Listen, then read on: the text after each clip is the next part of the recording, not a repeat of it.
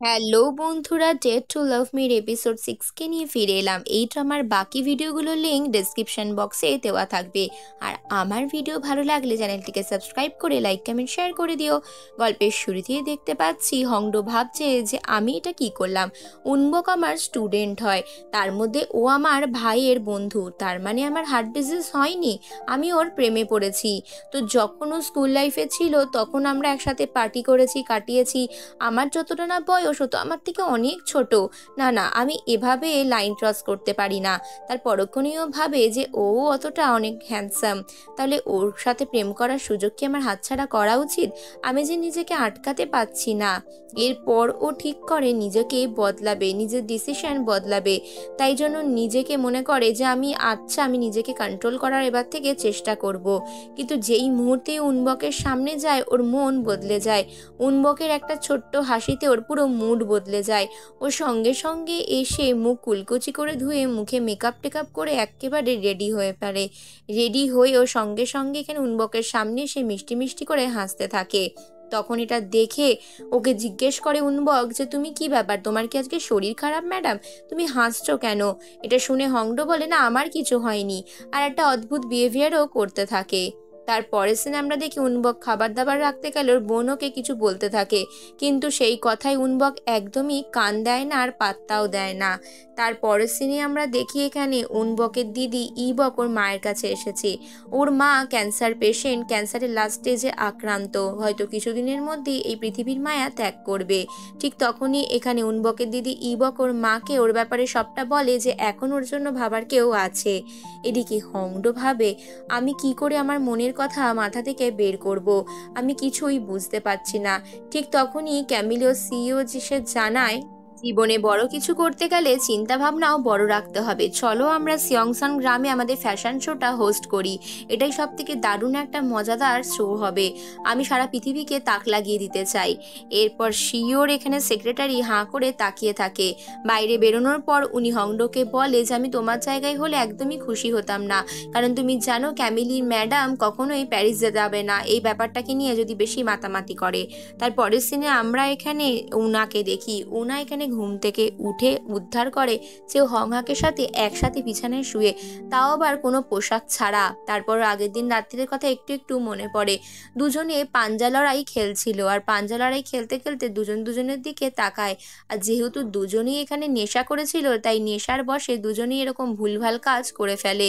আর আগের দিন রাত্রিরে ওরা দুজনে ইন্টিমেট হয়ে যায়। তাই ঘুম ভাঙার পর উনা অস্বস্তি ফিল করে আর নিজের জামা কাপড়গুলো গুটিয়ে বাটিয়ে ওখান থেকে পালিয়ে যায়।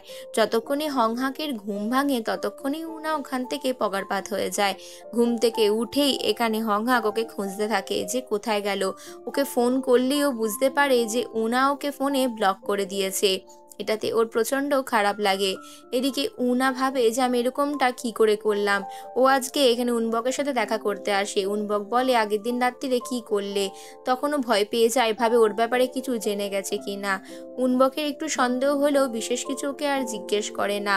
এদিকে মনে মনে হংডো ভাবে যে লর্ড সিন কি মন বদলাবে ওখানে ওদের গ্রামে শুটিং করার জন্য।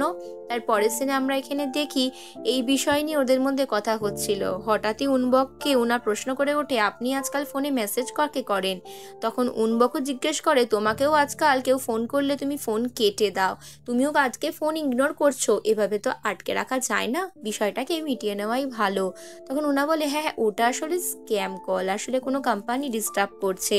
ঠিক পরের সিনেই এখানে কালচারাল হেরিটেজের ডিরেক্টর এসে জানায় যে ক্যামিলি ব্র্যান্ডের সিইও আপনাদের গ্রামেই ওই অনুষ্ঠানটা করতে চায়।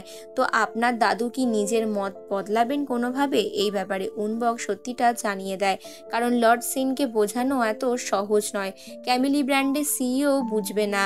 তাই এই ব্যাপারটা ডিরেক্টর এখানে এবার উনবককে বোঝাতে বলে যে আপনি কিছু একটা করুন। এরপর হংডো রেডি হয়ে সেজেগুজে উনবকের সঙ্গে দেখা করে। উনবক বলে চলো তাহলে যাওয়া যাক। এরপর দুজনে মিলে যেতে যেতে এখানে গল্প করতে থাকে। উনবককে হংডো জানায় যে ওর স্বপ্ন ক্যামিলি ব্র্যান্ডে চাকরি করা আর এখানকার বড় একজন ফ্যাশন ডিজাইনার হওয়া, তার জন্য উনবকের কাছে হেল্প চায়। তখন উনবক বলে আমি কালকে তোমাকে কিছু একটা করাবো, দেখি তোমাকে গ্রামে নিয়ে যাব, তুমি কি আমার সঙ্গে যাবে? হংডো বলে হ্যাঁ নিশ্চয়ই। এরপর হংডো প্যাকিং শুরু করে, নিজে কি ড্রেস পরে যাবে এটা বাছাই সেলাই করতে থাকে। এদিকে বেচারা হংহাকের মন খারাপ হয়ে যায়, কারণ উনা ওর সাথে আগের দিন রাত্রিরে যা ক্লোজনেস হলো তারপরে ওকে ব্লক করে দিয়েছে। পরের দিন গ্রামে আমরা দেখি হংডোকে উনবক নিয়ে গেছে। হংডো হাঁ করে ওর মুখের দিকে তাকিয়ে থাকে। তারপর বলে, আমরা এখানে চলে এসেছি, তাড়াতাড়ি চলুন কাজগুলো ফেরে আসি। তারপরের সিনে আমরা এখানে সেরিয়াংকে দেখি। সেরিয়াং এখানে জামা কাপড় সেলাই করছে। আর উনবক প্রথম সেরিয়াংদের গ্রামেই আসে। একের পর এক গ্রাম ঘুরে বিভিন্ন জায়গায় জিজ্ঞাসাবাদ করতে থাকে যে সিয়ংসান গ্রামে ফ্যাশন শো করানো যাবে কিনা, কিন্তু ওই গ্রামের কোনো বাসিন্দাই রাজি হয় না, কারণ তারা তাদের নিজস্ব ট্র্যাডিশনকে বজায় রাখতেই বেশি ভালোবাসে। এভাবে একের পর একভাবে ওরা রিজেক্ট হতে থাকে। কিন্তু হংডো হার মানবার মেয়ে নয়। ও তখনও আরও অনেকজনকে জিজ্ঞাসা করতে থাকে, যাকে যেরকমভাবে পারে, কিন্তু কেউই ওর প্রস্তাবে রাজি হয় না। এরপর ওর মনটা খারাপ হয়ে যায়। ও বলে উনবককে যে সেই শোটা মনে হয় আমার আর করা যাবে না। তো তখন ওকে বলে, চলো আমি তোমাকে স্পেশাল ট্রিট দিয়ে তোমার মন ভালো করে দিই। তারপর একটা ডেজার্ট খাইয়ে উনবক এখানে হংডোর মনটা ভালো করে দেয়। বলে, এভাবে এই ডেজার্টটা খেলে আমার মনও ভালো হয়ে যায়, কালকে থেকে তুমিও এভাবে খাবে। এটা দেখার পর আর শোনার পর হংডো মনে মনে ভাবে যে ও আমার জন্য কত ভাবে, আর ওর প্রতি আরও দুর্বল হয়ে পড়ে। তারপরের সিনে উনবক একটু ওর সামনে থেকে উঠে গেলে সেখানে সেরিয়াং আসে। সেরিয়াং এসে বলে, তুমি আর উনবক কি আবারও একসাথে ডেজার্ট খাচ্ছিলে? আচ্ছা, তুমি কি জানো না যে আমাদের দুজনের বিয়ে ঠিক হয়ে গেছে? তা সত্ত্বেও তুমি এরকমটা কেন করছো? তখন হংডো বলে, আমি যতদূর জানি ওর দাদু ওকে বিয়ের কথা জিজ্ঞেস করাতে ও বলেছিল যে বিয়ের বিষয়টা পুরোপুরি ও নিজে হ্যান্ডেল করবে। এভাবে কথা বলতে গিয়ে ওখানে থাকা কাপটা হঠাৎ করেই হংডোর গায়ে উল্টে যায়, আর ওকে এম্বারেসিং ফিল থেকে বাঁচাবার জন্য উনবক নিজের জামাটা ওর গায়ের উপর দিয়ে পরিয়ে দেয়।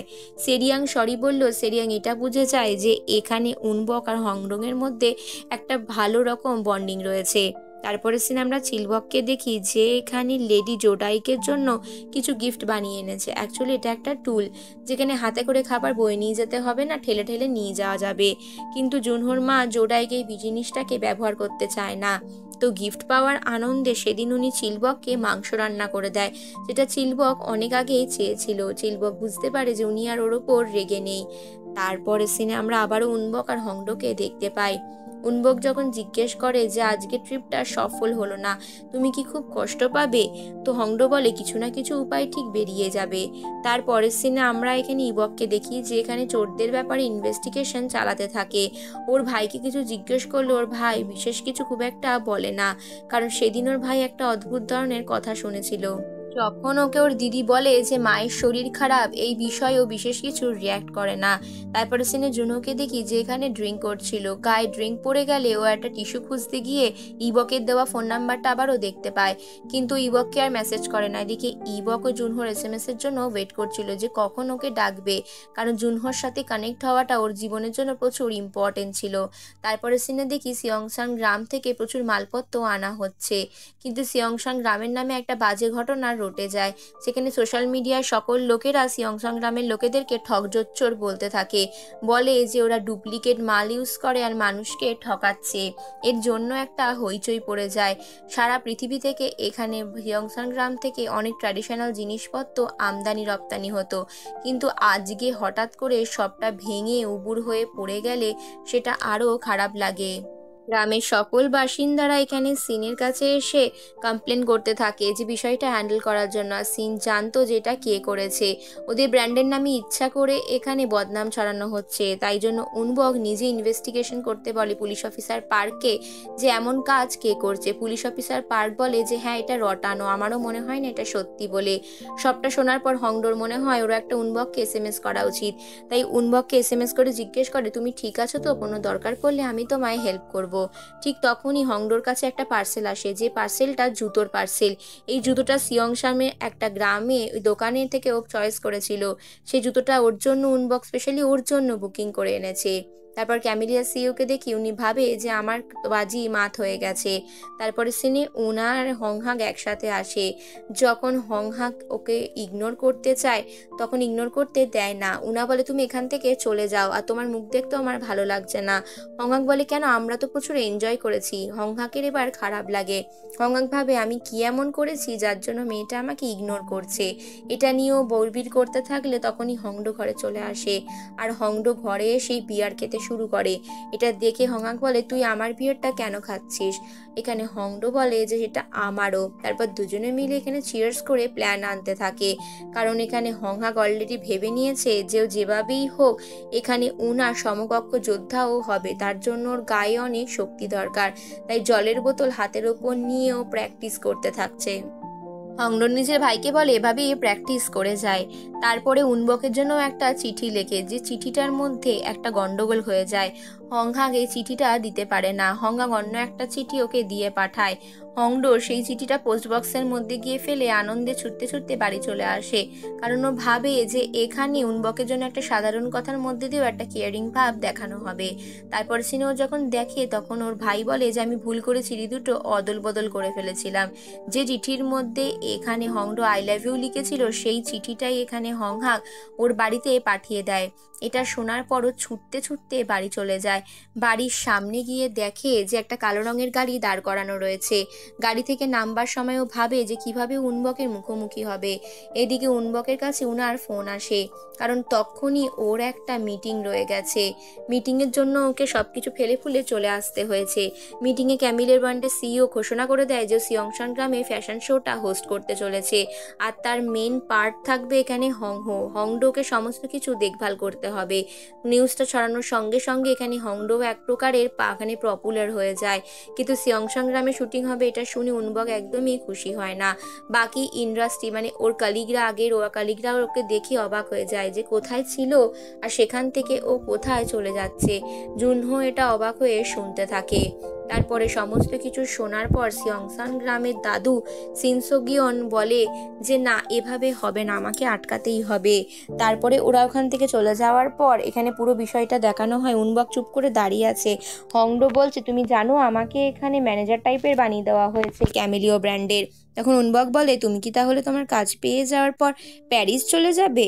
হংডো বলে হ্যাঁ, যে এটাই তো আমার ছোট থেকে স্বপ্ন ছিল, যে আমি ক্যামেলি ব্র্যান্ডের সিইওর কাছে কাজ করবো আর তার সাথে প্যারিস চলে যাব। কথাটা শোনা মাত্রই উনবকের মনটা ভেঙে যায়, কারণ উনবক যখনই এর পর থেকে ওর সাথে কাছে এসেছে নিজের একাকিত্ব, নিজের জীবনের একাকিত্বকে কাটাতে, কিন্তু আজকে আবারও ও একা হয়ে যেতে বসেছে।